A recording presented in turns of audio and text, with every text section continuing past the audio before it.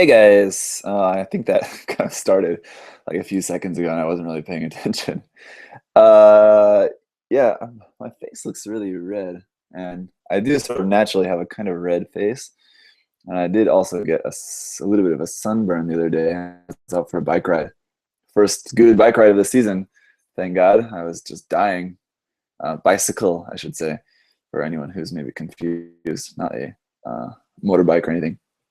Yeah, but it's also a little bit hot in here. I don't know. So sorry about that. Anyway, so this video, this live stream is going to be guys a bit about community, uh, good points, and kind of negative points, but not really. Just sort of more just observations about things, I guess, and um, just sort of what everything means to me.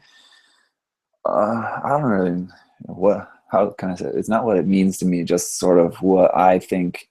I don't know, just some thoughts about the Gunpla community and myself, and some things that I've noticed and some things that I've dealt with and things like that. So this video is just going to be kind of casual. I'm honestly not very organized in my thoughts about this video, so it's just gonna be kind of all over the place. So I hope you'll just maybe just kind of relax and just kind of take in what I'm gonna be talking about.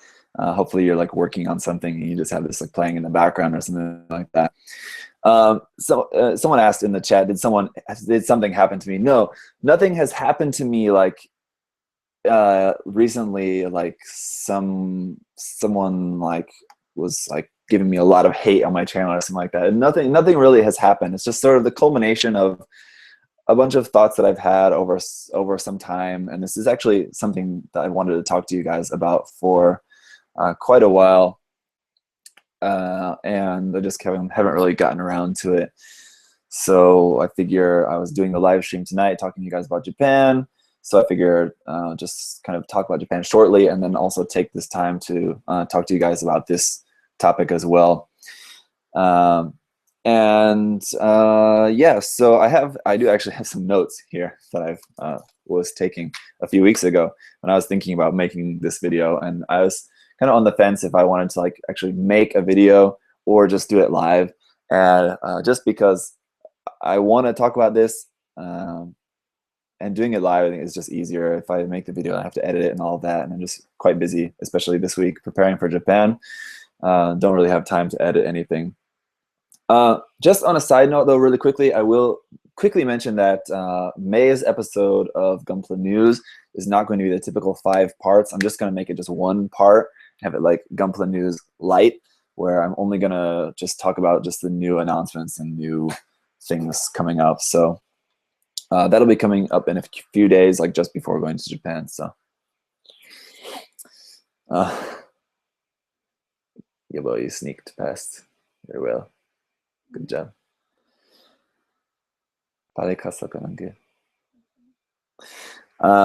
Anyway, all right, guys. So yeah, I'm just gonna maybe go through these. I don't really have an idea of how I want everything I want to say to flow, so I'm just kind of gonna go through some of these things. The first thing I have noted here is that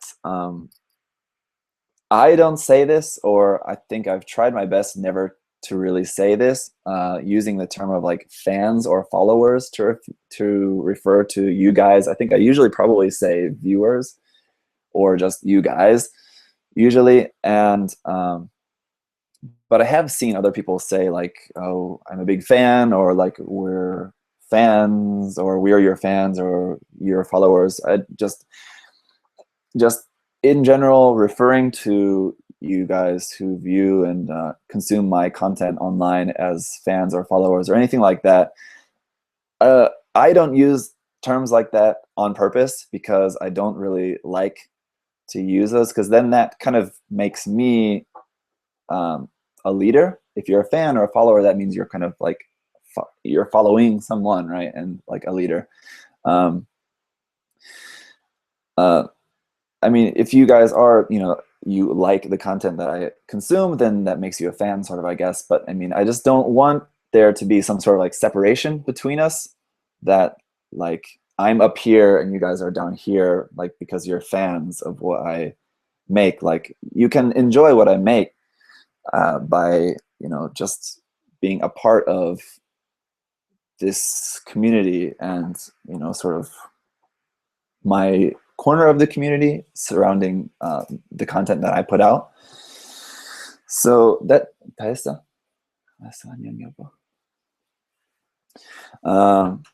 so that was kind of like it about that.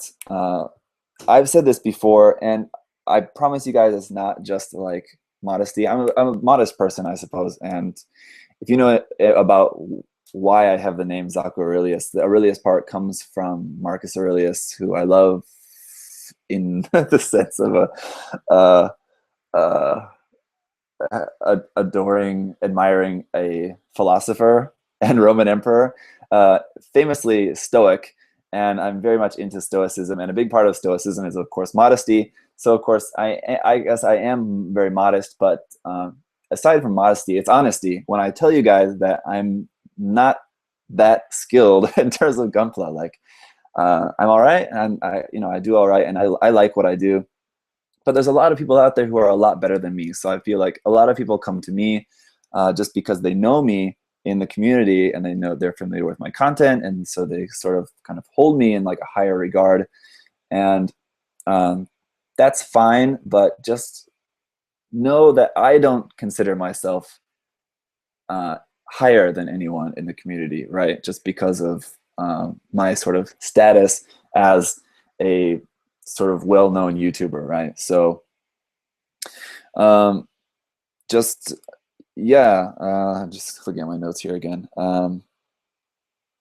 Yeah, there's a lot of people who deserve your respect. So do respect, everyone for their modeling. And like, just for example, the guys that I'm in Gunpla Talk with, they all have their own respective YouTube channels and post, not as regularly as I do, but especially like Jim and Justin and Simon's channel are probably the most active out of those, and they have a fraction of the subscribers that I do.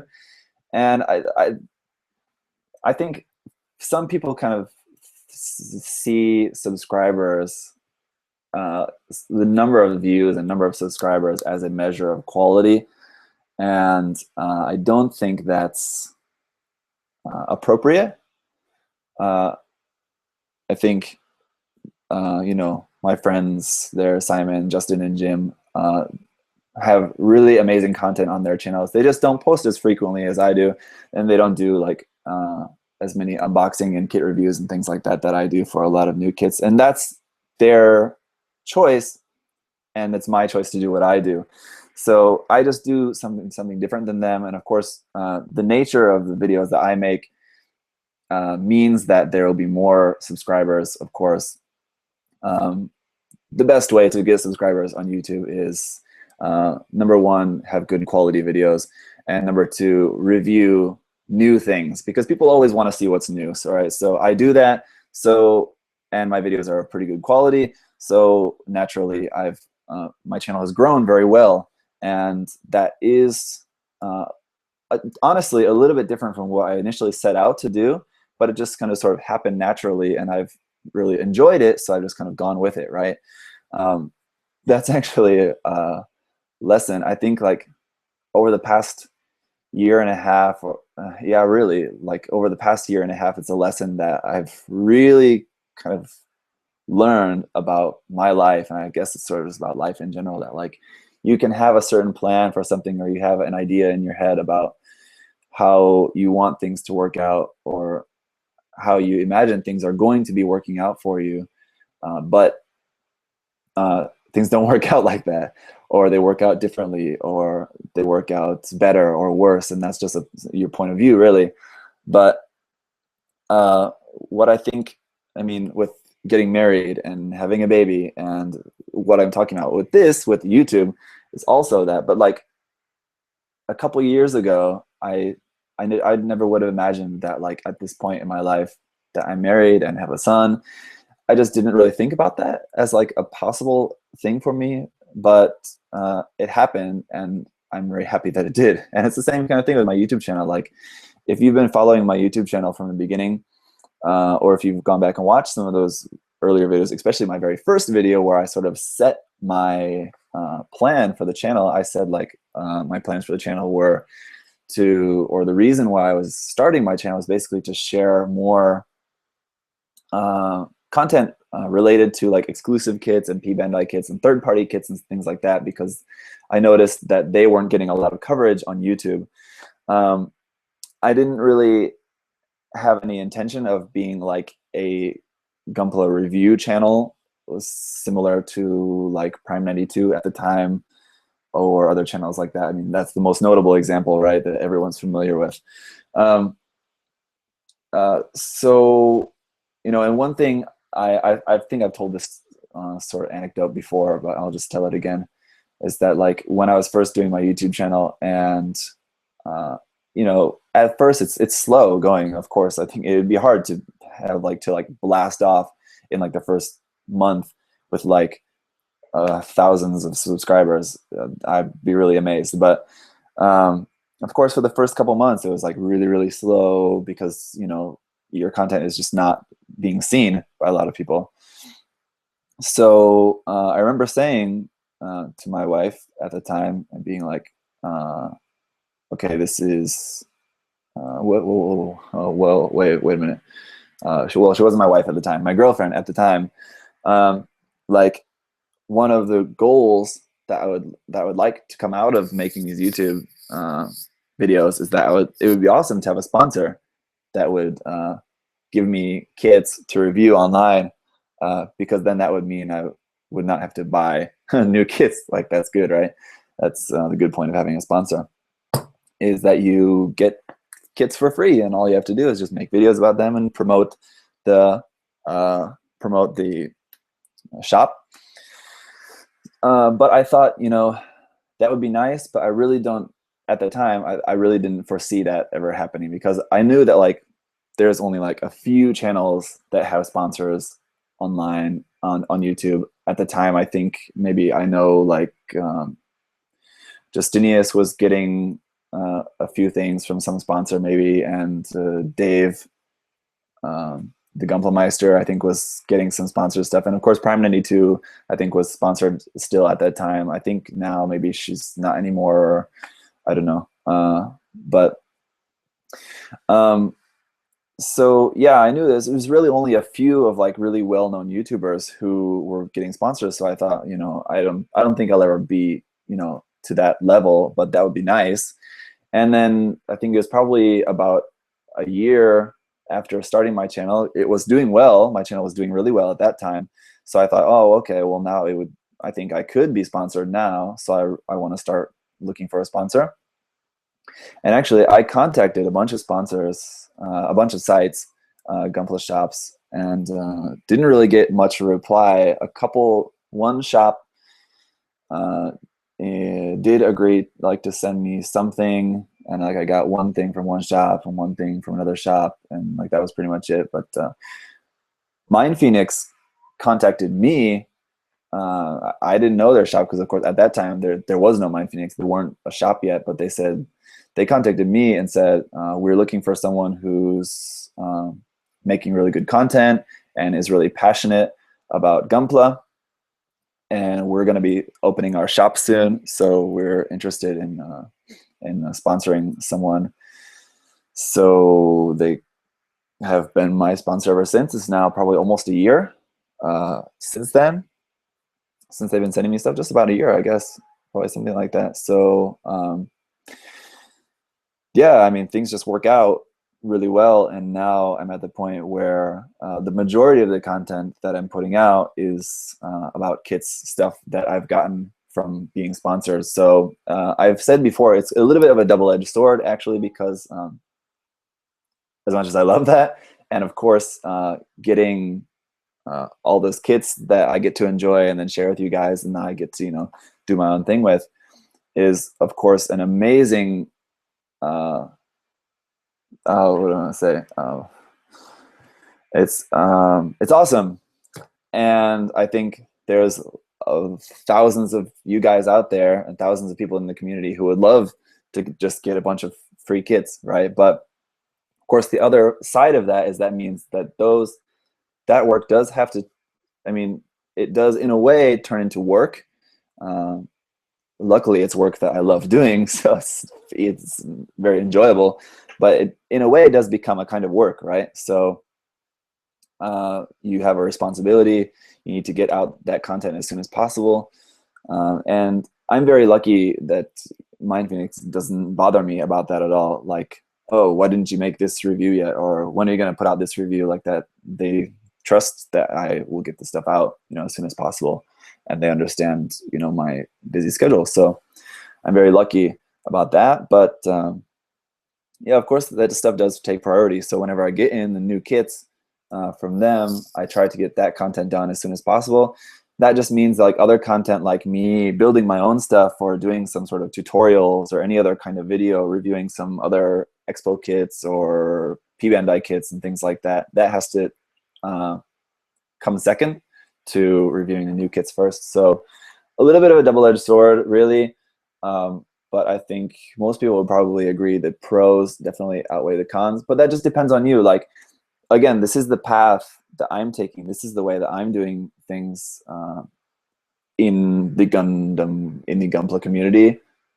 My relation with Gunpla. A lot of people do it differently. Like, again, just for example, like my friends Jim and Simon and Justin, these three guys who also enjoy making videos for YouTube, but they spend a lot more time on their own personal work, which I really respect that. And there's times when I wish I could do like that too.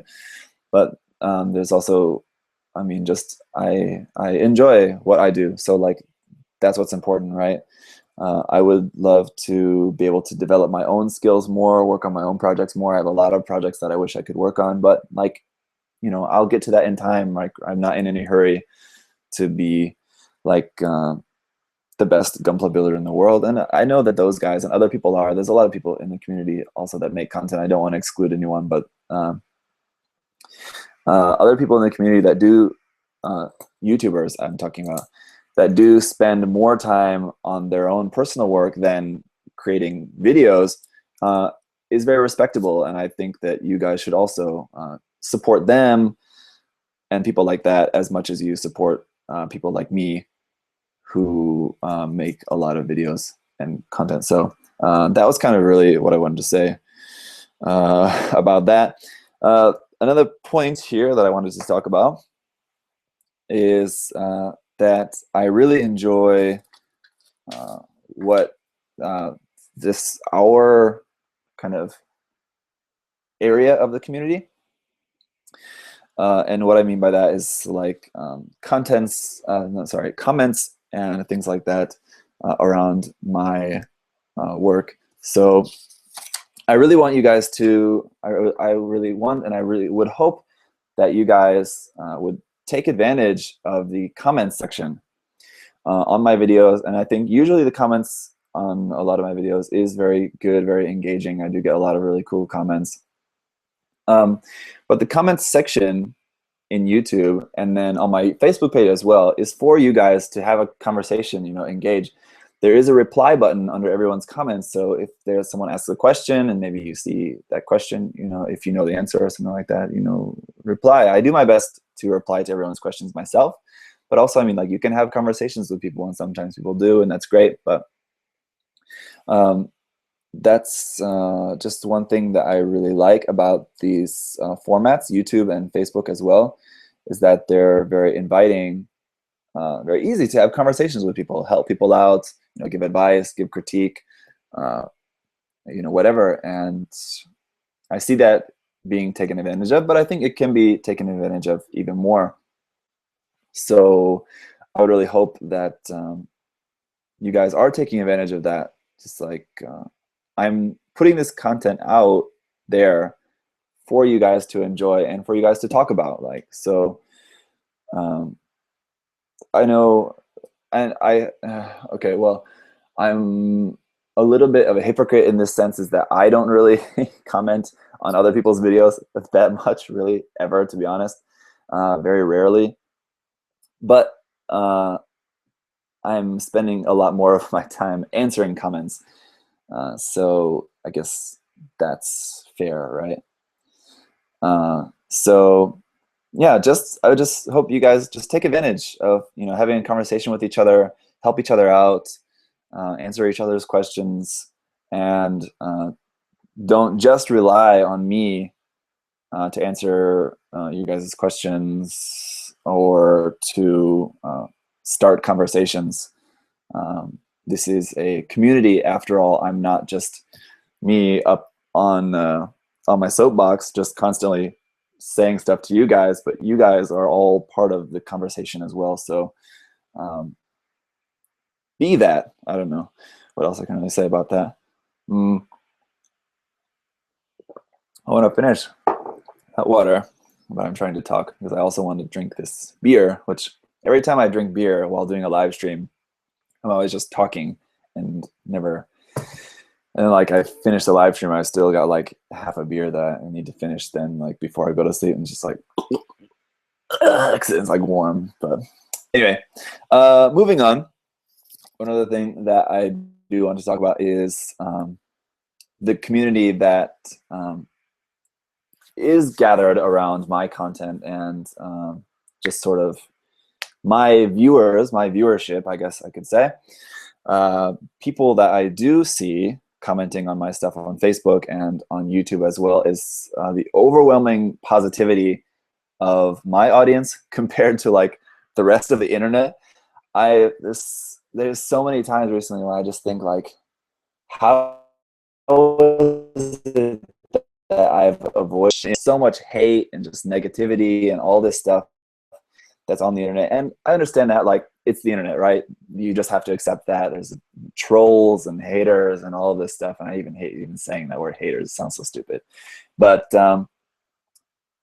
everyone knows that all this stuff exists on the internet everywhere, and everyone has haters. And it's so rare that I ever get hate on my channel. I'm just amazed. Like, and I know there must be people who don't like my videos or don't like stuff I'm talking about for some, for whatever reason.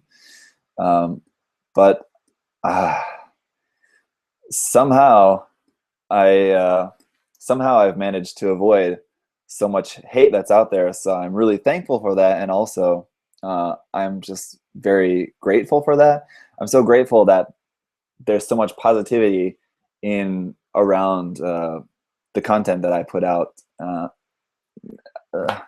I'm proud of the content that I put out, but it's not, like, I don't think of my content as being like the best it could possibly be. And like, oh, what I'm putting out there is like so great. There's no going to this content, or there's nothing. It's totally, what do I want to say? There's no fault that anyone could ever find with it. There's obviously faults that people could find with my content, things that people could complain about. And I do every now and then get complaints about things. But yeah, just for the overwhelming majority, 99%, if not even more than that, is positive or at least neutral. So that's awesome. And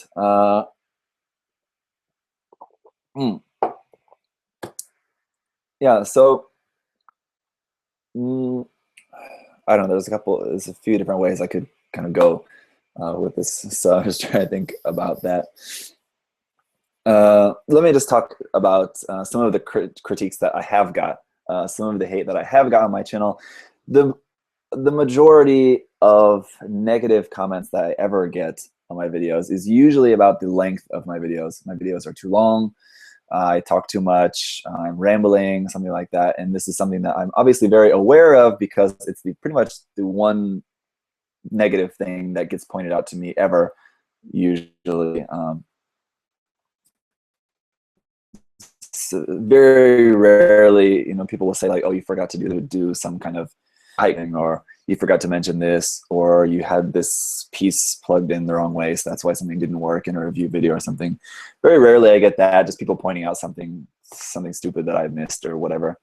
But otherwise, the majority of any negative comments is usually just about the length or length of my videos. And like there's been a couple times when maybe people have said like they don't like some certain video, or like I've had it pointed out to me like that some people don't like my, for example, my quick look videos that I do before the reviews because they just think they're pointless or something like that. But I think when you, let's say, okay, so recently for the past maybe almost a year, I guess, for quite a while, I've been doing the quick look videos. I'm just using this for an example. The reason that I started making quick look videos is because I had people telling me that my reviews were too long. They really were only interested in just seeing the kit. So I thought, okay, I'll just do these quick look videos. That'll be awesome for anyone who's just interested in seeing the kit. So when I'm planning like poses and shots that I'm going to be using for the quick look videos, I plan those specifically to show off everything that's the kit. So if you if you look at my quick look videos, you'll notice that I include poses that include every different accessory or every weapon that the kit includes. So like, for example, if the kit has a beam rifle, a bazooka, and a beam saber, okay, I'll have like 3 different poses, one showing the beam rifle, one using the beam saber, and one including the bazooka, like that. So those quick look videos are intended for people who don't want to watch the full review. They just want to see just a few shots of what the kit looks like when it's all snapped up and like what it includes, like that. So that's the point of those videos, and they obviously have a point, and they obviously, you know, are appealing to some people, because if you look at the views on them, the views of them are probably, I don't know, at least over 1,000. I don't know, you know, it depends on the video, but if it's getting that amount of views, obviously people are watching them. So obviously some people want to see them. So why would you point out, or why would you comment to me or tell me like, I don't know what the point of these videos are. Like, what's the point of these quick look videos? It's like, I don't know. And I think this happens a lot on YouTube. People, this is a comment I know that a lot of YouTubers deal with. And it's this, and it's probably the most common, I guess, maybe form of hate on YouTube, and the most common form of hate that it's really just nonsense. People saying like, what's the point of this video? Or why did you make this video? It's like, why did you click on the video? If you don't want to watch the video, don't click on it. If it's something that you're not interested in, don't click on the video. If it's, now going back to my channel, if it's a review of a kit that you have no interest in, then why watch it? I don't know. So that's just kind of the whole thing. And I know that's often the argument back to people who say stuff like that, but you know, it continues. So yeah.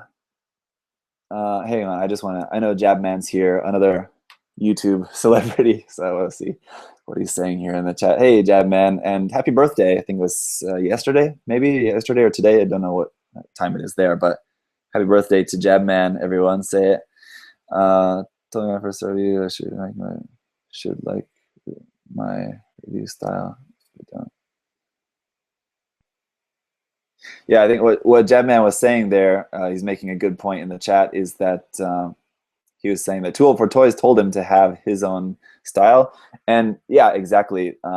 Actually, this is a little bit kind of going off the topic of what I'm talking about, but that is what Jim told me, Gunpla Fixation. So this is why I've mentioned this a few times. I really feel like I owe a lot to Jim, because at the time when my channel was first getting started, he was one of the ones that really like came to me and said like, hey, I like your content.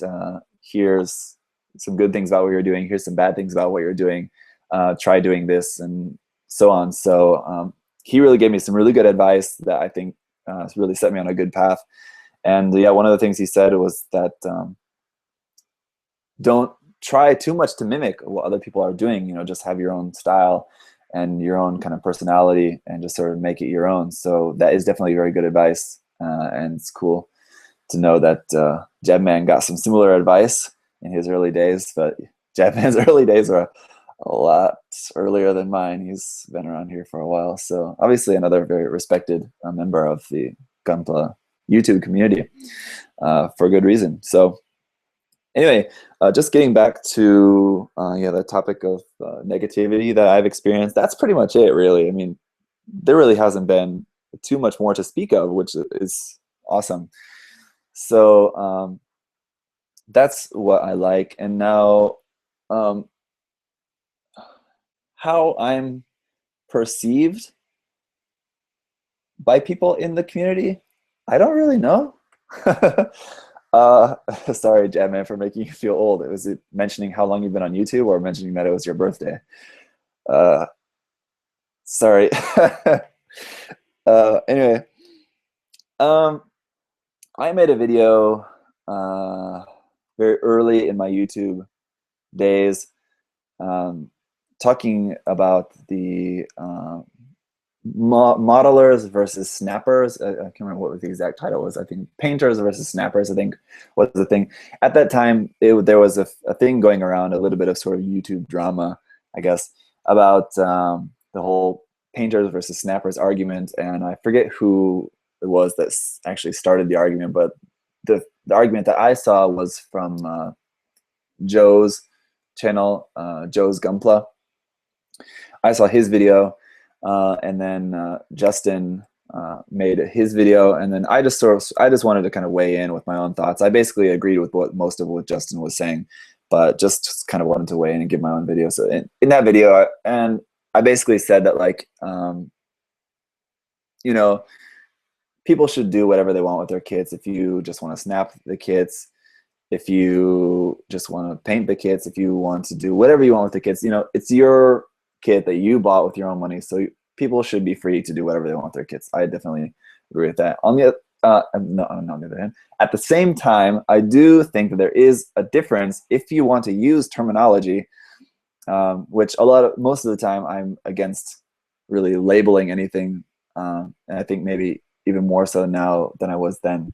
But I do still think if you do want to give labels, which I don't really support, but if you do want to give labels, there would be technically a difference between someone who I would label as a snapper and who I would label as a painter or modeler, I guess is what I would call it.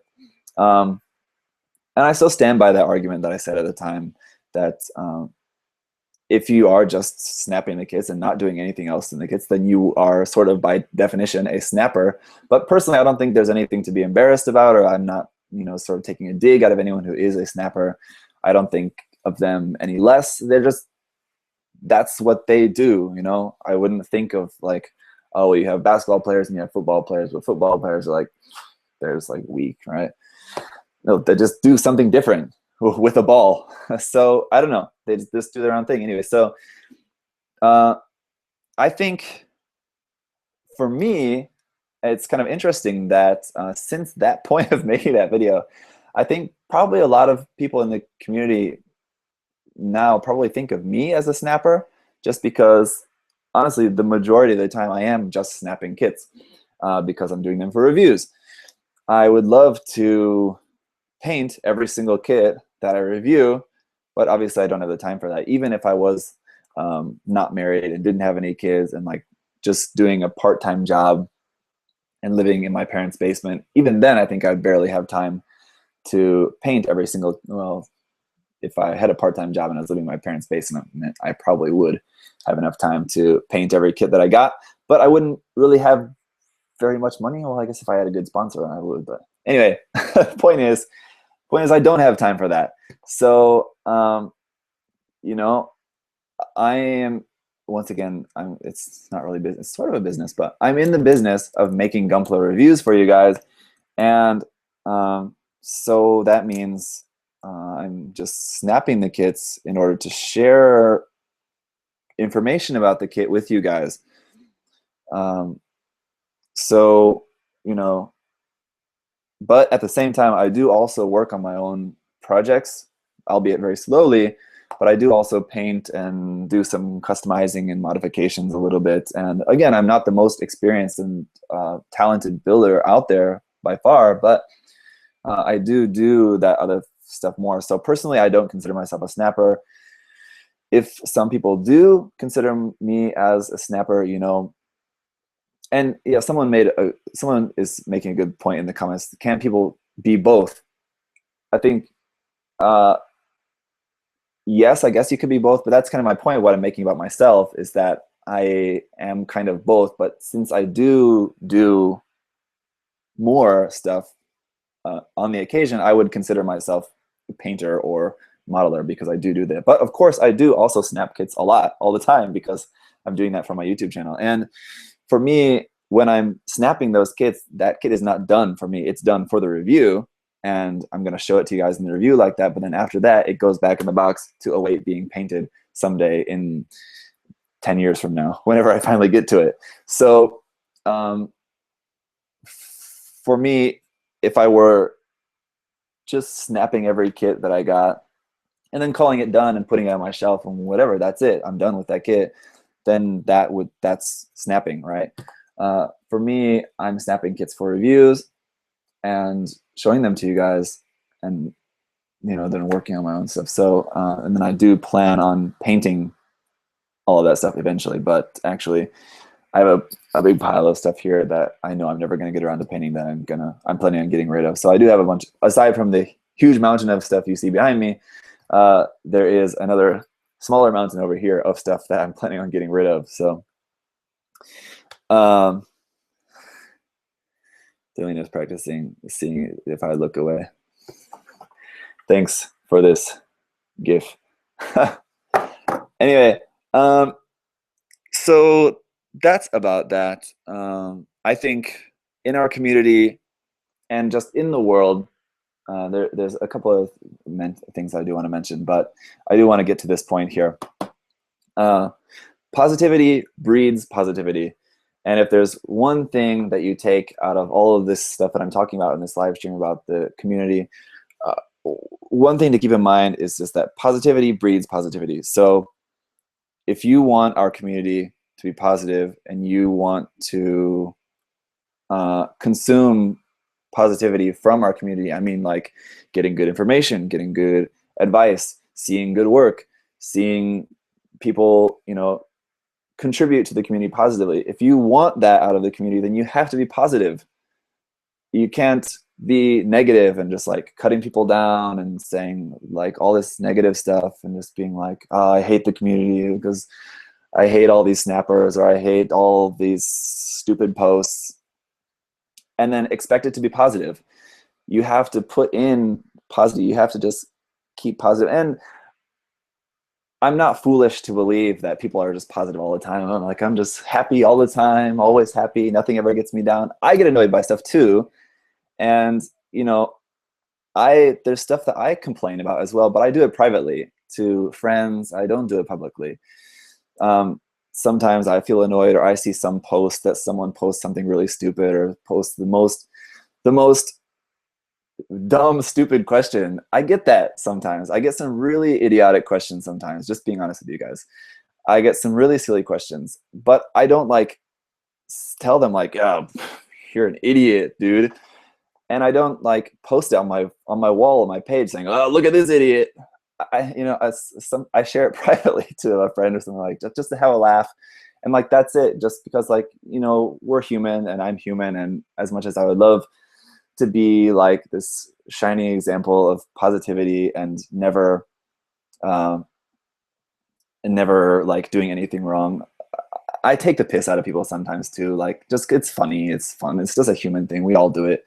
But I don't do it publicly. I don't put that negativity into the community. I just share it with friends, and like, that's it, right? It's not a part of what can be spoiled by negativity. Yeah, that's kind of what I have to say about that. And like I said, I feel so glad that the community around my content has been, and I hope will continue to be, overwhelmingly positive, because I think that is what has been allowing my part of the community to be sort of flourishing, and why my channel does very well, and why I think my Facebook page is also growing like that. And I think maybe what some people like about me and my content is the positivity, maybe, and like just sort of my personality, I guess. I don't know if that's really the right word, but I do think that is one reason, just on a side note, I do think that is also maybe one reason why my channel has experienced a pretty good amount of success, is because I do share with you guys my personality, my personal opinions. You guys see my face. You guys kind of know about me, like, and about my life and things like that. And so you guys kind of can feel more of a connection with me, and that's good, because like I said, I don't want to be like this sort of voice in the clouds talking to you, this kid is awesome, and like blah blah whatever, I don't know. I am one of you, and we're all just in this community, so I think that sort of that aspect of my content is one aspect that has contributed to my channel's success. Scubble said it helps that I'm not that ugly. I'm not the most attractive either, but even if you're ugly, I think that I would hope that really wouldn't matter too much in a hobby where we're just building small robots. I don't know. So yeah, that is kind of the majority of what I wanted to talk about in this video. I still haven't touched this beer.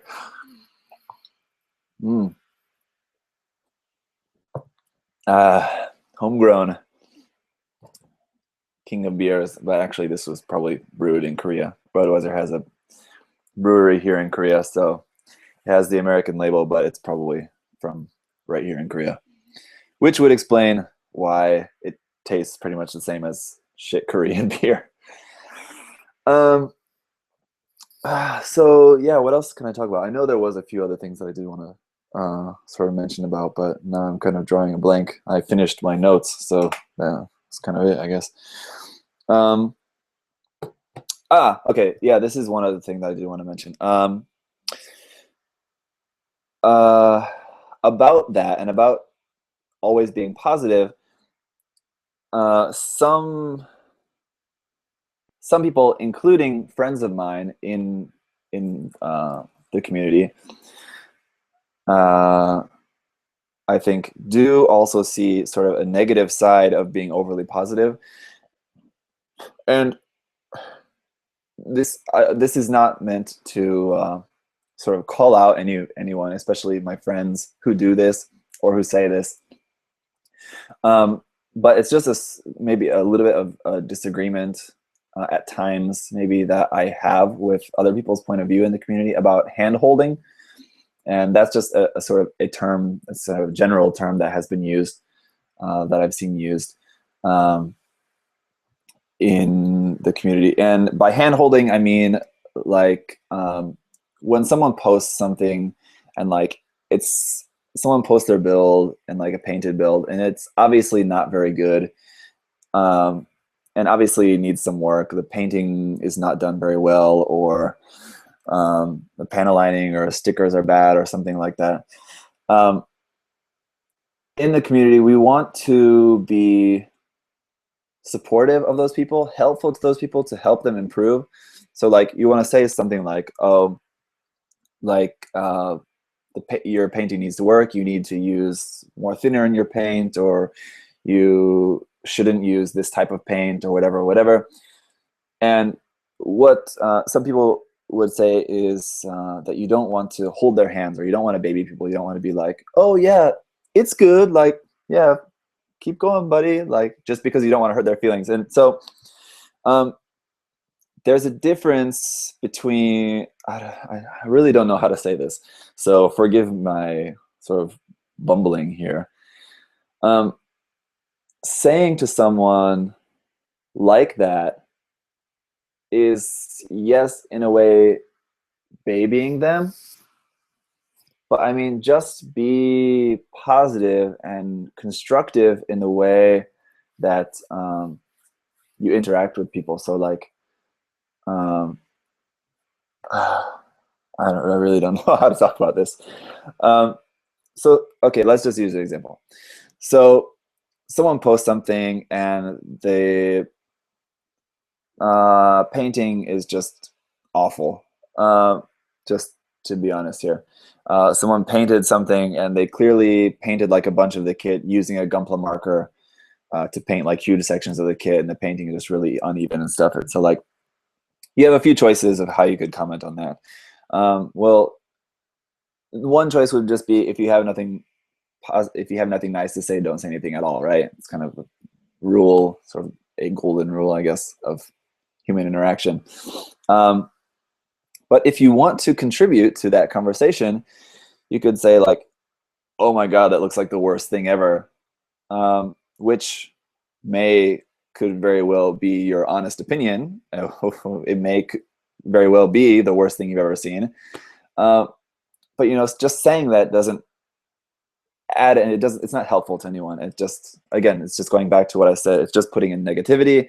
Then that person has negative emotions about the community. Then they're not going to want to contribute anything to the community anymore. And then that's one person you've exercised from the community that could have become more than what they are.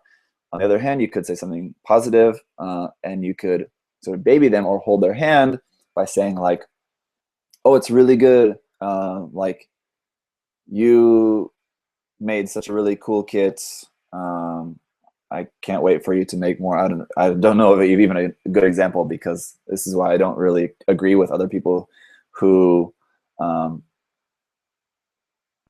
yeah, I guess someone, Joe is talking about, yeah, lying. It's sort of a lie, but I just don't really ever see that happening very much. So that's why I don't really understand even some of my friends' opinions on hand holding, because I really don't ever even see it that much. But of course, just saying to someone, just sort of holding their hand or lying, again, just to them, just saying, "Yeah, your work is really great. Like, keep up the good work," like that. That's that's better than being overly negative.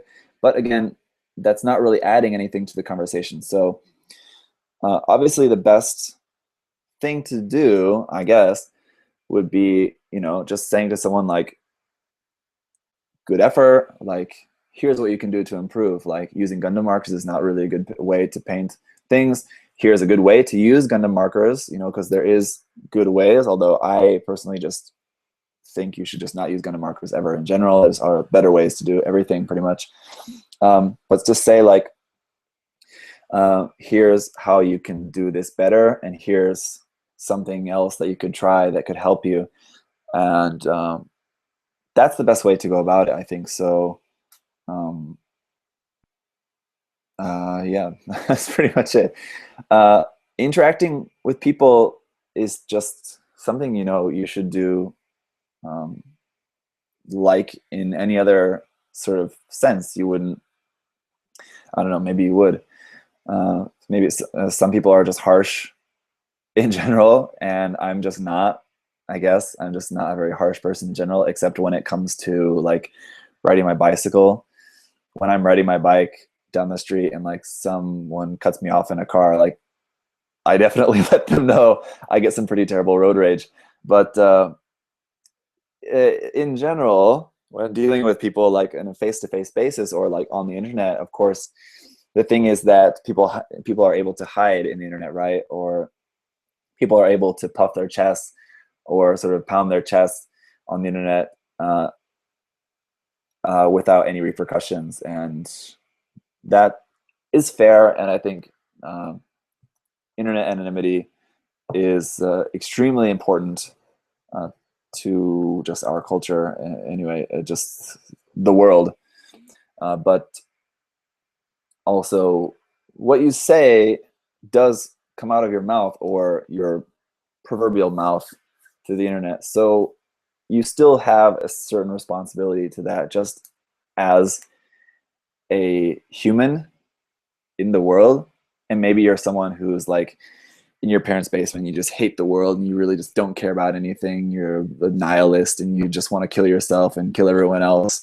So you just want to tell everyone your work is shit, like you're the worst modeler ever, just give up and kill yourself like that.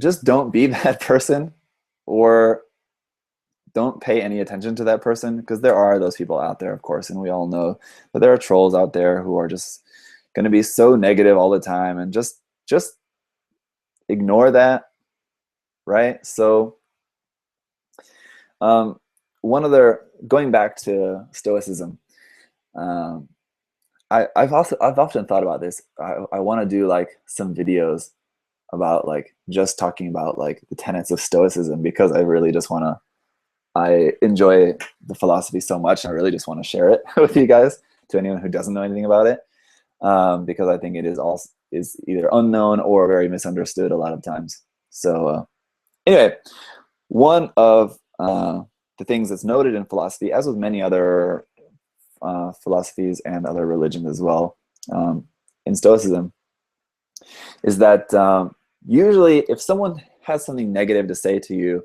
or if someone is being negative to you, or sort of cutting you down in any way, it's usually because they have something that they don't like about themselves. And I definitely agree with that, but I also don't really like saying that, because then I'm sort of saying um, oh, you said something negative to me. You must have something wrong with you, like that. And it's almost kind of like saying the same thing back to them, which is not good. But uh, but I think it's true, right? People who are very negative and have a lot of negative things to say, I think, are people who are just not very positive about themselves, in their own mind, not comfortable with themselves, or have some sort of low self-esteem or whatever. So it's almost that you almost pity people who have something negative to say to you, or negative to say about you, because that person probably doesn't think very highly of themselves either, or they have an overinflated ego and think too highly of themselves, which is just a farce, right? When you think too highly of yourself, you're really only fooling yourself. So when people are negative to you, just ignore it, or say, okay, what advice can you give me how to improve, right? So that's pretty much it about that, about dealing with that kind of negativity. And I think that's pretty much all I really want to say about this topic. How long have we been going in this video? Why can't I see any sort of time? I guess we started at just after 12, so it's just been about almost an hour of me just sort of talking about the community. I hope this hasn't been. I think I stayed away from getting too negative with this rant, because I didn't really have any negative things to say. I just wanted to talk to you guys about just some things that I think about the community, and sort of what some things mean to me. So I hope this has been some kind of good food for thought to you guys. Again, the message that I really want to share is just that this is a community, and don't think of anyone else, especially me, being some sort of leader or someone to look up to, as some like all-knowing, all-talented person. I'm still learning a lot, same as you guys.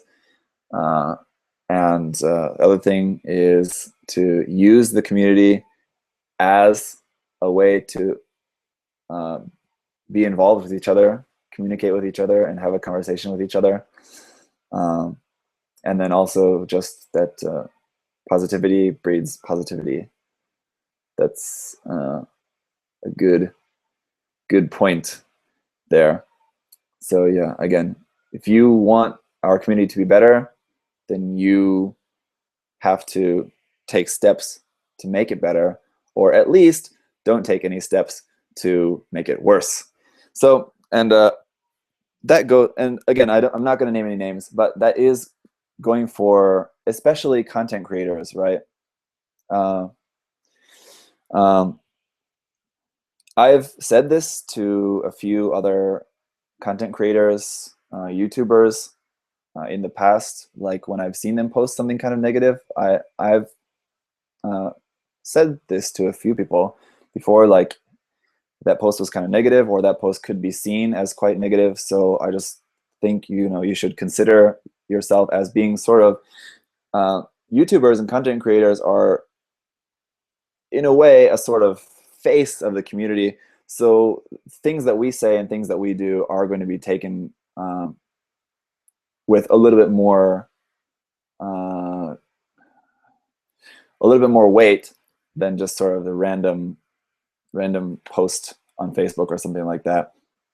So I think content creators like me and like Jabman and Joe and everyone else in the community who are creating content to share with people, we have a little bit higher responsibility, I think, to the community to keep it positive and to build it up rather than doing anything to harm the community or sort of degrade it in any way.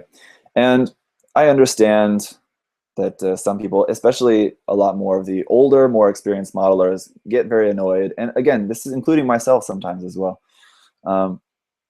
Get annoyed by things online. A lot of people post a lot of annoying stuff, posting stupid posts, stupid questions, things like that. It just happens. But again, being negative about that doesn't contribute anything or doesn't help anything to the community. So yeah, I suppose I can basically just open this up to if you guys have any other questions. Yeah, I didn't intend on doing any Q&A really at this time, but I might as well just hang out with you guys for a little bit more while I finish this. And I still it's not quite my bedtime yet, so I can hang out for a little bit more. If anyone else wants to ask some questions, ask away, especially if it's related to the Gunpla community. I think that would be better. That's more on the topic of this video. But any questions you guys have, go ahead and ask away now.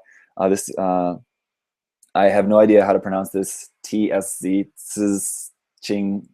Sorry, I have no idea how to pronounce your name. I'm sorry, but has asked talk about the negatives of people buying bootlegs. And I think someone else also said something about this about buying bootlegs.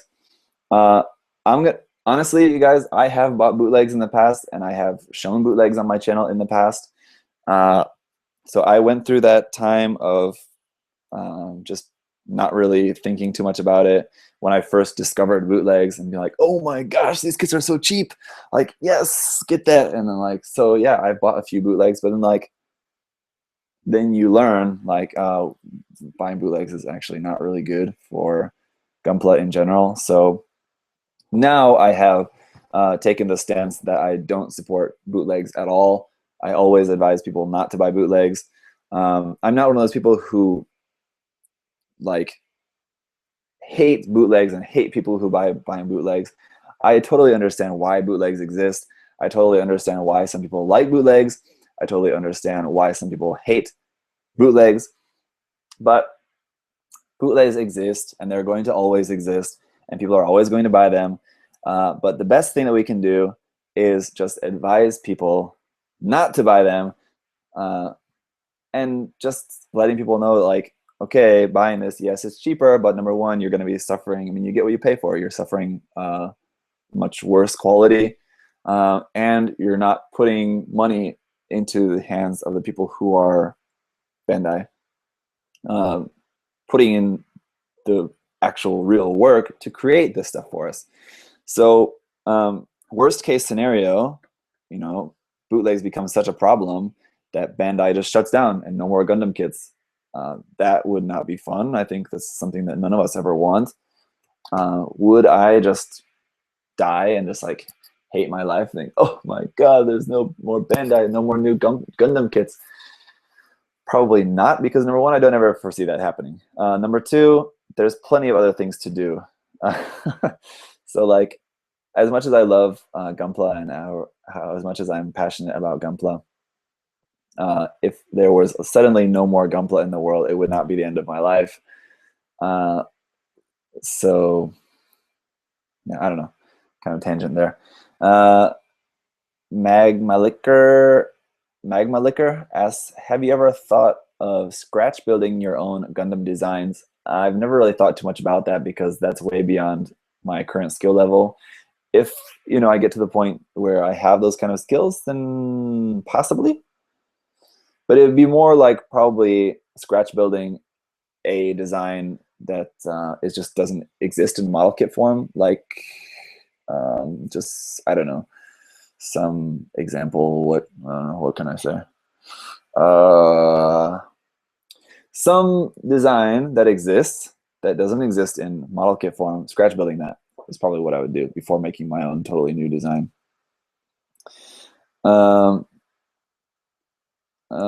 Silver Maverick asks, want to meet up in Japan? I probably not. I'm sorry, but I'm just going to be really, really busy.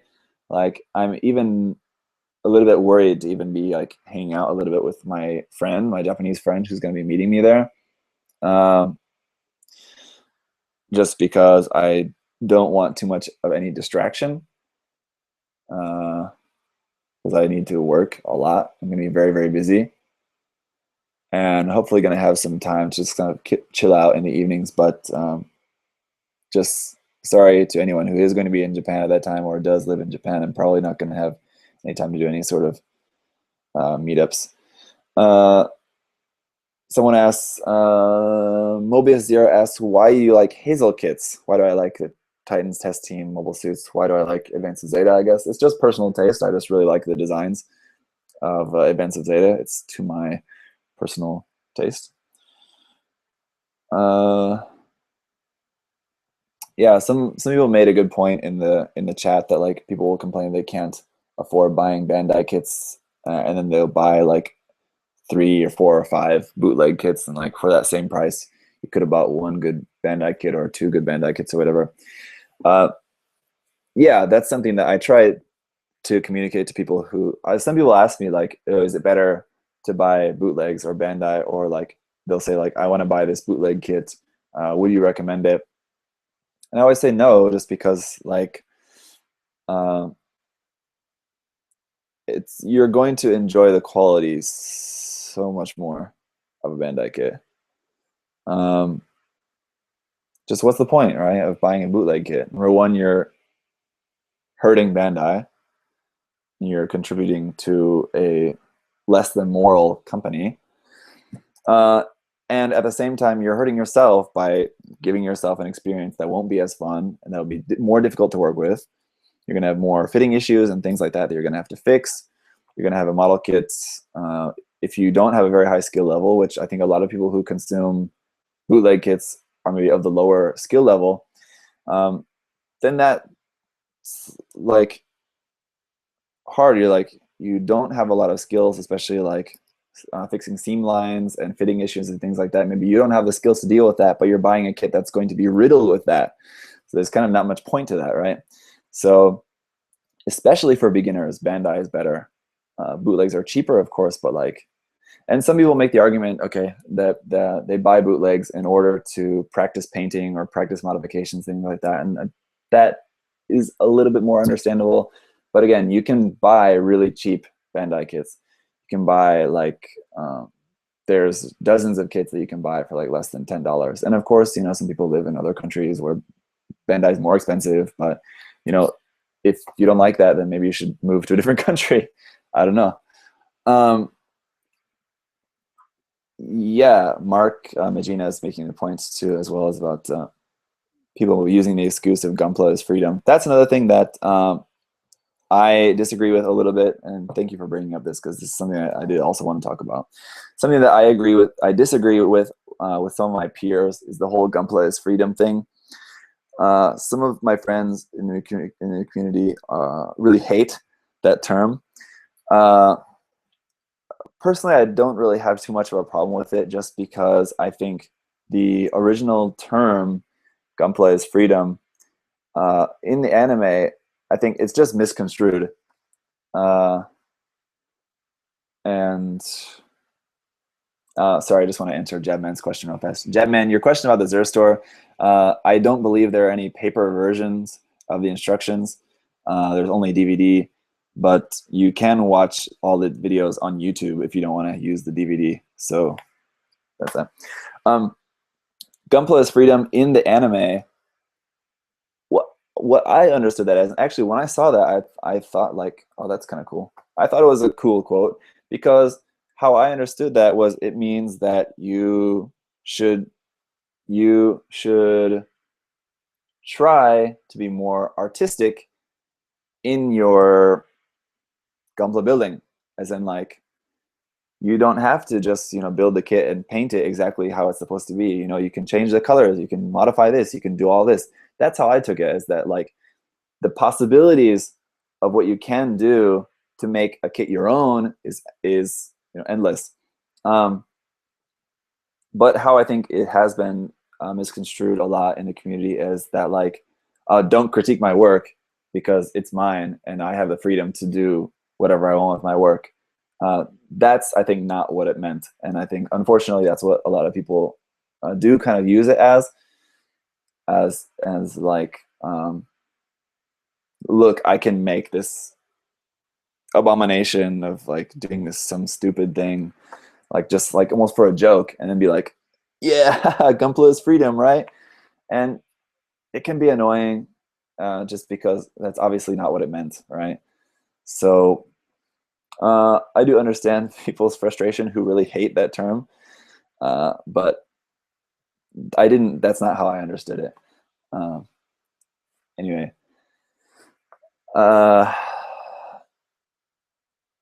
Yeah. About someone said to talk about P Bandai. What P Bandai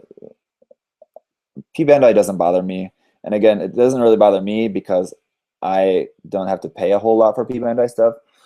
But even if I did, I don't think it would bother me because again, you have a choice: either buy it or don't buy it. If you think it's too expensive, then just don't buy it. If you are okay with spending that amount of money for it, then buy it. If there's no point in being upset about that.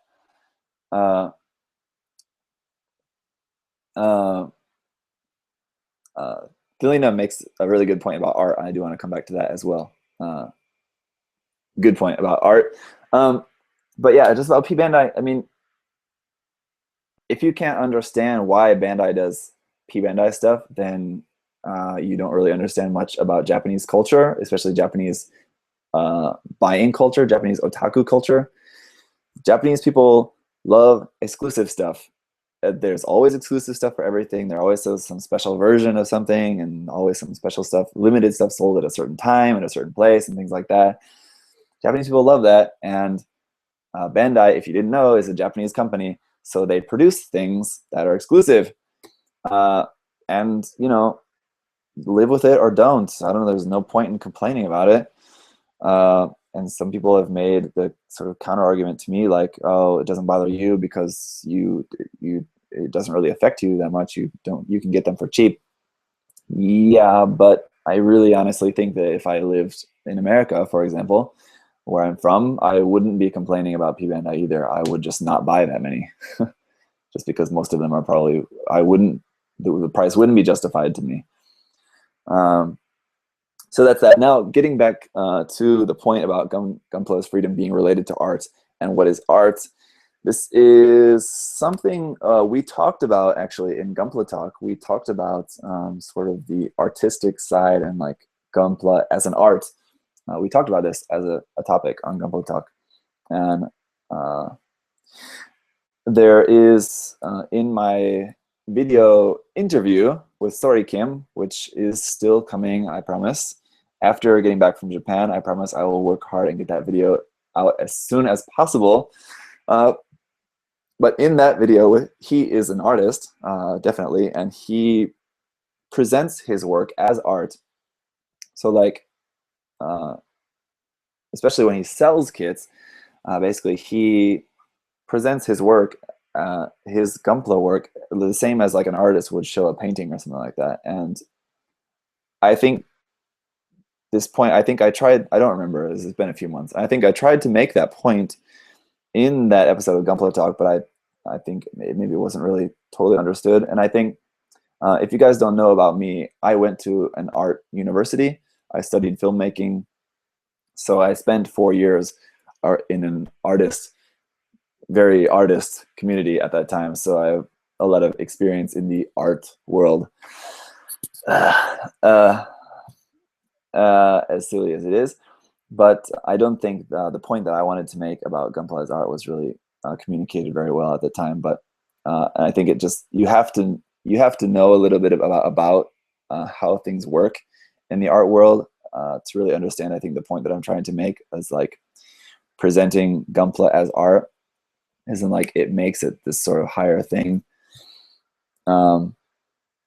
So I think definitely Gunpla is a sort of art form, of course, scale modeling in general and everything. And this is another kind of going back to defining things and talking about snapping. Snapping, I would not consider an art because it's essentially like Legos, right? You're just building something that is already made to a certain way, and you have the plans how to build it. You're not putting anything creative into that per se. You're just building it as it's meant to be built. But when you start painting and customizing, doing all of this, then it becomes a sort of art, right? So as an art form, I've rarely seen in this community, and this is why it was so kind of eye-opening for me when I was interviewing Sori about this, and he was talking about his work as art. It was so eye-opening for me because I never really heard anyone really talking in quite that way. I mean, people say, yeah, it's an art form, yeah, it's artistic, and this is creative and whatever, but there definitely is a difference, I think, between what we usually say, like, yeah, Gunpla is an art, and Gunpla really being thought of as really pieces of art, like how Sori was talking about, and just my experience with him. So that was really eye-opening to me to see someone talking about that, where like I really felt like, okay, this is like really art. And I don't know, it's really hard to describe. I really don't know how I can really describe it, but I mean, like, you have a really nice kit that you see of someone's, and you're like, oh man, that person's like a real artist. And yeah, and I think it's pretty much just how it's presented, I guess is what I mean, right? So like, it's like, oh, this person's a real artist, like it's so creative what they can do with that. But if this person, say, I'm a builder and I'm super creative, making some really awesome designs, and I'm posting my photos and videos online, sharing that around the online community. Maybe I enter it in a few contests. Yeah, I'm an artist making my things, but then it's a whole other kind, or it's a whole other degree of art when you're like trying to sell your kits for like thousands of dollars to like art studios and museums, and you're trying to have your work displayed in art studios and museums and things like that. That's like the tone of like a fine artist, right? Like someone who's a drawer, or a painter or a sculptor or things like that. So I think there's definitely some, I'm sure there's maybe more than I know, but there is, I think, very few people in the community who are artists who come from that artist background, or that artist culture. So if you know what I mean by that, you can be an artist and be very creative and very skilled and very good at what you do. But I think it is taking it to a whole other degree when you start getting into like, yeah, showing work in galleries, selling works for thousands of dollars, um, holding your works in some other higher regard than just being a model kit. So um, yeah, I hope that makes sense. It probably didn't really make a whole lot of sense, but if you can make some sense about that, or if you have any experience in an artist community, being an artist, or spending a lot of time around artists. I mean, like fine artists, um, painters, and sculpture artists, things like that. Whatever, then you should know what I mean. Uh, I guess. I don't know. Does that make sense? uh,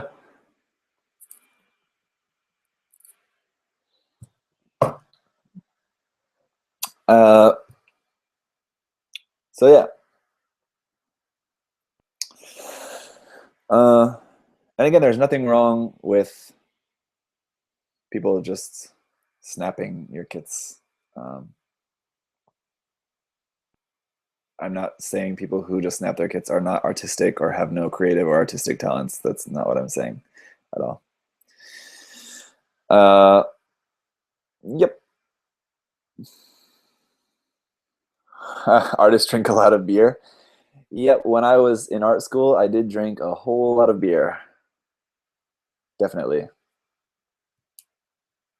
A lot more than now. Now I rarely drink, to be honest. But I'm looking forward to being in Japan later this week and drinking some of that really good Japanese beer. My favorite beer in the world is Kirin, Japanese beer. I love Kirin, and of course we can get it here in Korea, but it's like double or triple the price, so it's pretty crazy. Um, Anything else? Yeah, as I sip beer. Yeah, I drink probably less than one beer a week these days, just because of being a family man and busy creating stuff for you guys. Just no time for that. Um, there's times, of course, when I miss drinking. I drink a lot. When I lived in Japan, I drank a lot. Japan is a hard place to live. And I think this is maybe something I'll talk about maybe later while I'm in Japan or after Japan, just my sort of thoughts about Japan in general, because I do have a lot of opinions about Japan and Japanese culture and the people who idolize or worship like Japan as some like magical place of being so awesome. And it's like the place where all your dreams will come true in the perfect society, because Japan is a very hard place to live. Japanese people are crazy, and it's not a magical place where all your dreams will come true. It's a really awesome place. I love Japan. I love Japanese people, and I love the culture. But I'm very aware that it's not this magical place that it's often made out to be, or that a lot of people see it as. And it's kind of interesting just getting off Gunpla altogether. I guess I'll just talk about this a little bit now. Before I lived in Japan, before I went there, I used to watch a lot of J vloggers, a lot of like just YouTube vloggers in Japan, here and there. After I moved to Japan and started living there, I hated watching J vloggers because, like, I don't know, it's just like I felt like, well, number one, I'm there, I'm living it, so I don't need to watch about it anymore. But J vloggers, for the most part, are just sort of like adding to this sort of idea about how great Japan is. Even when they're talking about negative things about Japan, they're like, uh, but the people are so awesome. But of course, sometimes there's racism and some people are racist like that. But the majority of people are really nice. And like, I don't know. It's just all to feed people's it's to feed people's hunger for content about Japan. That's what it is, really. So I was like, I don't know. I don't know. I guess I really just can't explain why. Um, I really just hated watching J-vlogs after living in Japan. Now it's very rarely that I ever watch any J-vlogs now. Sometimes I watch TKO Sam's because I've gone through times of loving and hating TKO Sam. He's a really crazy person. I've actually met him before. If you guys watch a lot of J-vlogs, you know who I'm talking about. I met him in Tokyo once before, and he's like that in real life. But I don't know. I do have respect for him in a way. Sometimes I'll watch Ryan Boundless just because I think the good point of Ryan Boundless is that he does tell the negative side of living in Japan, albeit a little too negative. Sometimes I think he goes a little bit overboard in his negativity. Occasionally, very occasionally, I'll watch Give Me a Break Man, Give Me a Flake Man. He actually lives in Nagoya, where I lived, and I never ran into him, but never saw him around or anything, and I never really made any attempt to meet up with him at the time. I really don't care too much for his channel, though, just because I know he does feed a lot. He feeds a lot on drama. He feeds a lot on hot issues and things like that. And I think he's just sort of desperately trying to hold on to his place as like the king of J-vloggers like that. But it's just kind of not interesting at all, to be honest. Someone made the point my poster is falling down. My poster is not falling down. It's just kind of caught by the wind of closing the door, kind of pushes it over there. It's sort of caught on the shelf there. Maybe before leaving to Japan, I really need to do a room tour video for you guys. I promised after moving into this new place, I would do a tour video showing you around my new room here.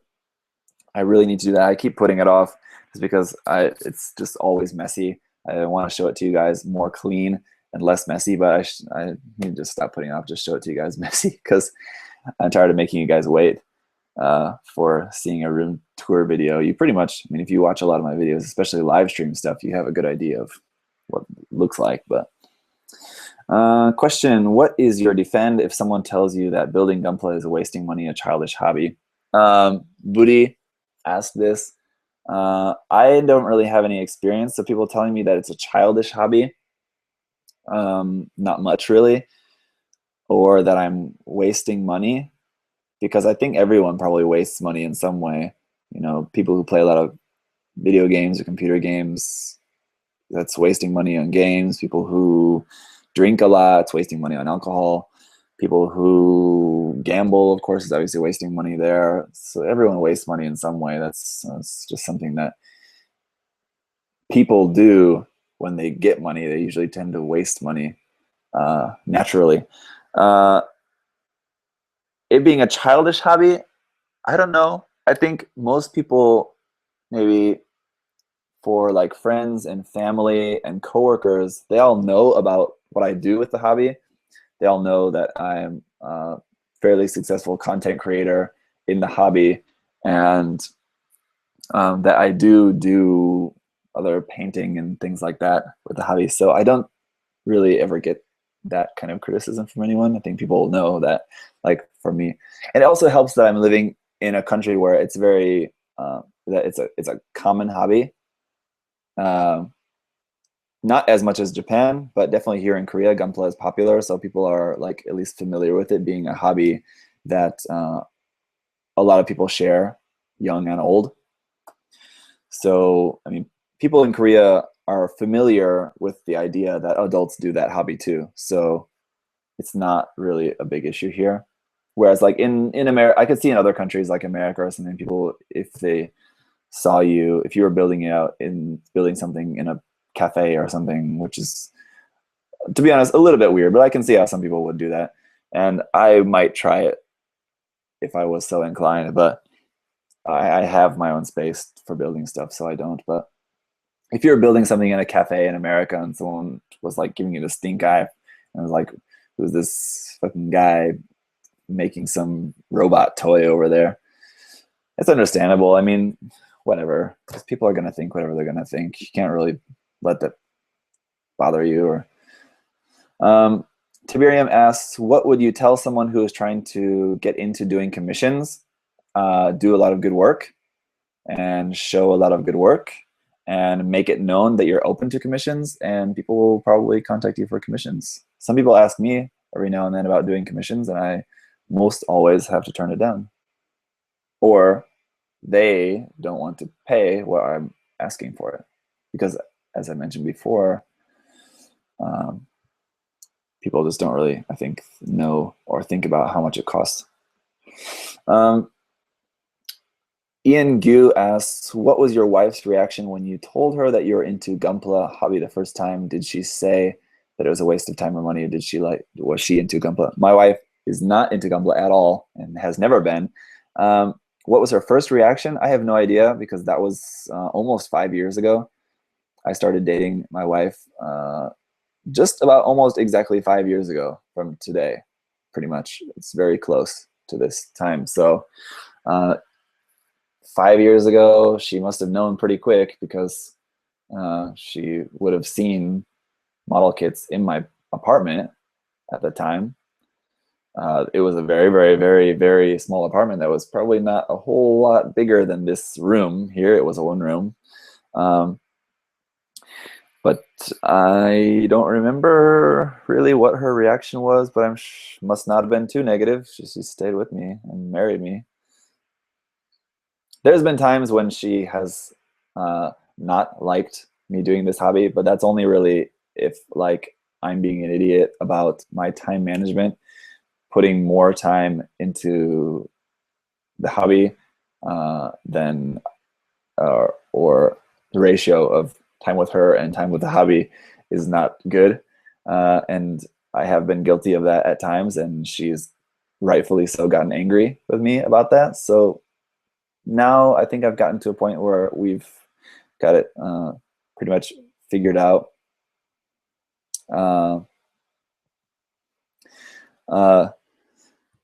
Delina recommended me to say something about my GBWC plans. I could talk to you guys about my GBWC plans, which I've been kind of keeping it pretty hush-hush so far. But I want to do another live stream talking about my plans for GBWC, because I'm planning on doing a live stream with Josh, just the two of us talking about our plans for GBWC.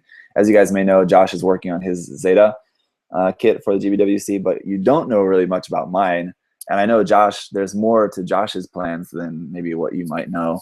It's not just the Zeta. Last I knew, it's not just the Zeta, but I have talked with Josh a lot about my ideas, and he's talked with me about his.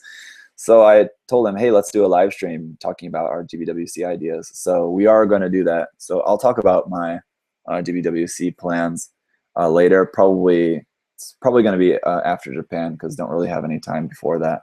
I was hoping to do that live stream with Josh last week, actually, but I didn't have any time. So maybe expect something in the near future, me doing a live stream together with Josh, and we're going to talk about our GBWC plan. Do I really even want to talk about it now? Nah, just wait. I'm just not going to say anything about it. I am planning on entering, though, hopefully. So.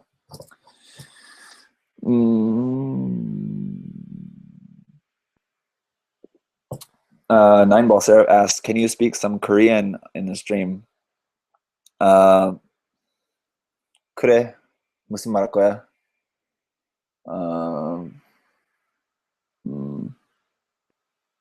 I don't know what you really want me to say. What can I say? 맥주 좋아해. I like beer. I don't know what else I can say. 이제 잘 시간이야. 근데 또 하고 싶어. 우리 같이. I don't know. That's it. I can speak some Korean. I've never really actively studied Korean, but I've been living here for 4.5 years, so naturally I have some Korean ability.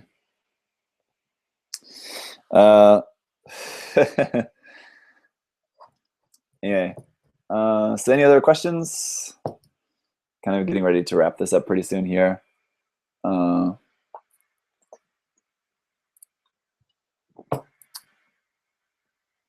Let me,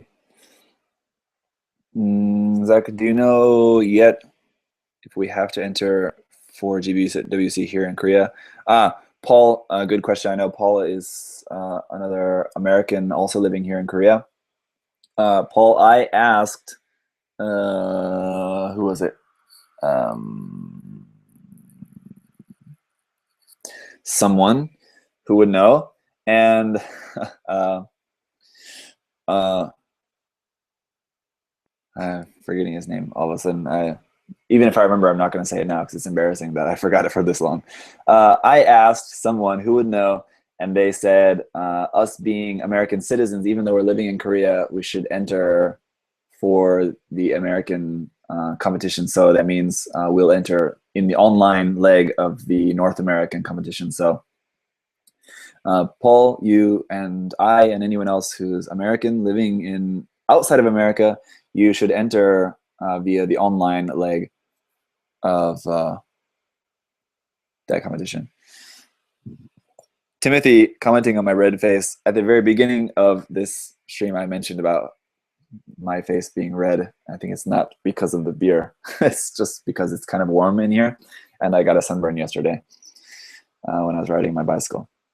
Seth asked, how's it coming on the V2?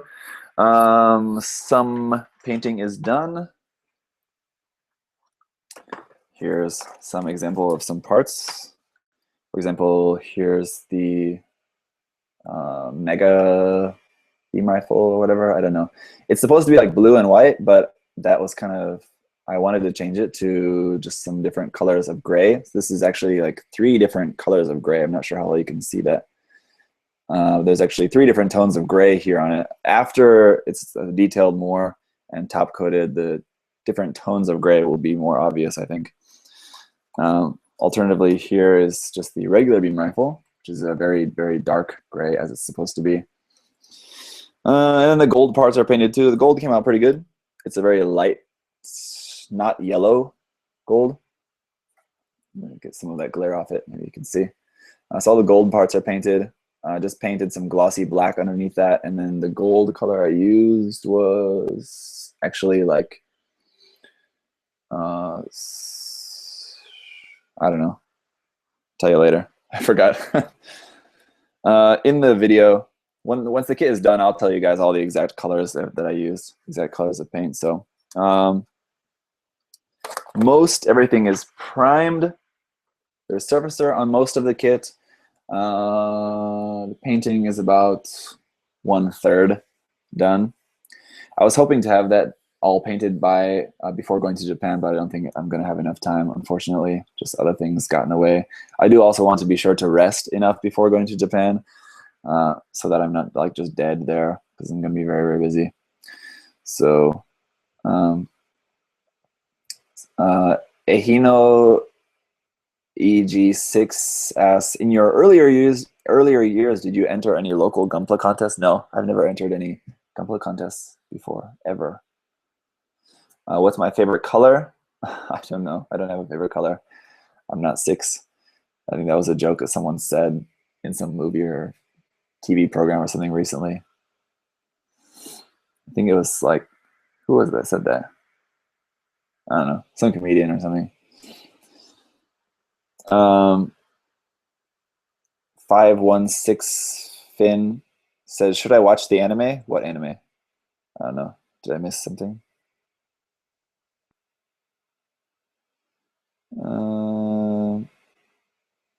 You guys are talking about something.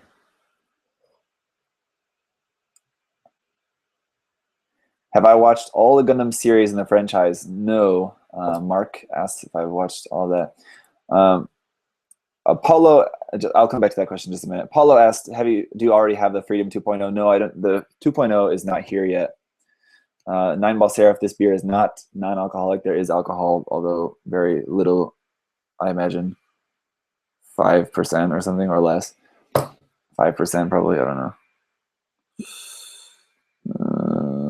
Yep, 5% exactly.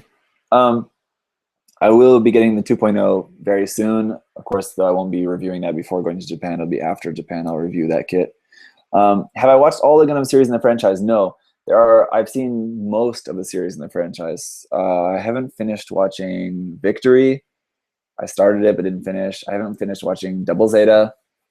I got about halfway through and I haven't finished watching Double Zeta. I haven't watched Igloo. I haven't watched... What else have I not watched? I haven't watched Age. I haven't finished watching Reconquista and G. I watched more than half of that. Thulian asks, are you looking for a specific kit in Japan? Not really. There's a few kits that I have in mind that if I see in Japan, I might buy. But there are some. I'm mostly going to be looking out for more books and Converge figures. I want to get some more Converge figures while I'm there because there's a lot that have been out that I'm hoping to be able to pick up in some secondhand stores. And then a couple of books that I'm looking for. And then I'm sure inevitably I'll get a bunch of tools and supplies, and then probably a few kits as well. But anyway, just getting back to the Gunpla series, Gundam series that I've seen and not seen. There's, I think maybe one or two more that I haven't seen, but right now I'm drawing a blank. So I think I have seen pretty much all of them, but not quite. Will the 100 Grimgird review be coming out? The 100 Grimgird I've also not got yet. So the kits for April, I haven't got the Grimgird, I haven't got the Freedom, I haven't got the HG Waff, I haven't got the Revive Goof, and I think that's it. And I haven't got the RE Refreet. Those kits, I haven't got them yet, but I should be getting them very soon. And the reviews for those will be coming later next month after Japan. Lightning Flash asks, what's my favorite rendition of the Zaku 2? Can I say the Goof Custom? It's not a Zaku, boy. The Goof Custom, I love the Goof Custom. Favorite rendition of the Zaku 2?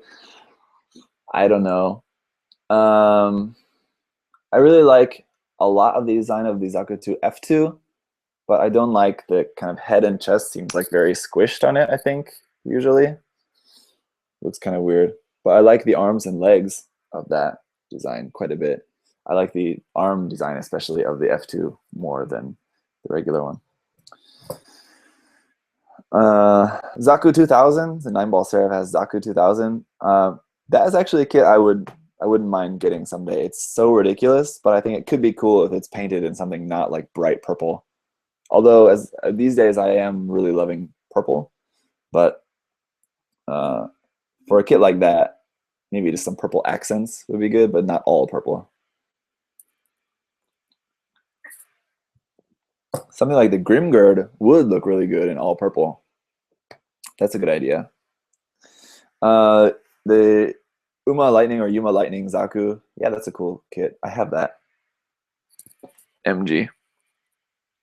I have a couple of those MG MSV colors. The P Bandai MG Zaku kits. The Yuma Lightning one and the Gabby Hazard one. That brown and black color scheme, really cool. I love that. It's so unusual. Brown and black. Really cool color scheme. I like that. And then the yellow decals. It's awesome. On my to-do list for someday in the future. Mobius Zero asked about Armored Core kits. I used to play the Armored Core games like 15 years ago. I played like Armored Core 3. But I've never really been too interested in the kits. I just don't really like the design of those mobile suits or whatever they're called, Armored Cores, as much as other stuff. Jizz Viking, or Jizz Viking, I don't know how I'm supposed to read that. That's my opinion on Revive. I think the Revive line so far has been great. as you guys know, I didn't really think too highly of the Revive Freedom, but I think despite its faults, it's a million times better than the old HG. So all the Revive kits have been great so far. I think it's a really good line.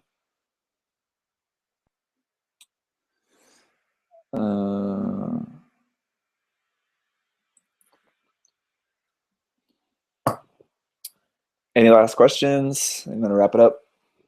Guys, thanks for sticking around and for this impromptu Q&A session as well, just kind of hanging out, chatting a bit. And thank you guys who listened to my talking about the Gunpla community. Like I said, I hope that was helpful. I hope you guys took away some thoughts from that will be, again, just kind of good food for thought to think about the Gunpla community. We are in a community, not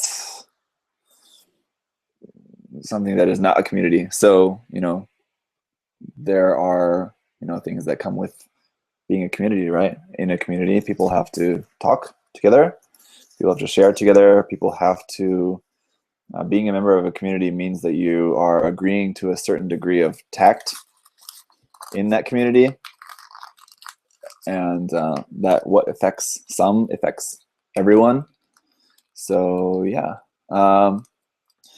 hope this was a good chat, guys. Thank you for all the positivity. I'm glad that a lot of people I've seen from the chats have been sort of agreeing with my points of view or appreciating my points of view. So thank you guys. Again, I'm just sort of putting these ideas out there, but spread the word, right, to other people, and just sort of live by example, right? So yeah, that's pretty much it. So thank you guys for hanging out. And yeah, if you didn't see my live stream about talking about Japan, go back and check that out. If you want to know about my upcoming Japan trip, I'll be heading off in just a couple of days. It's gonna be really fun. I'm very excited / a little bit nervous. Hope everything goes well. Yeah, my face is definitely looking a little bit more red now. Maybe it is because of the beer. I don't know. All right. Anyway, guys, see you soon. Bye-bye. And again, follow my Facebook page. I've been enjoying doing the live streams on Facebook as well. It's fun. So follow my Facebook page on there and you'll see more live stuff as well if you like live stuff. So bye, guys. Good night. See ya.